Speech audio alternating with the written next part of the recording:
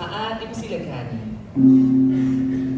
Dinda, dengan kekasih pun kita terberdaya. Apatah lagi dengan barang. Dengarkan. Sila. Tabur merata, perang warna, cemur berhari, tisas tekap, kilauan kaca, seri di mana, terpukau jauh hari, menyangka manikam.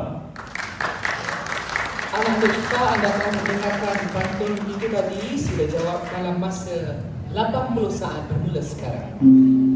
Kalau soalan payah jawab. Kanda Ahmad, Ya. dengar ya, kita Ya. nak pergi ni.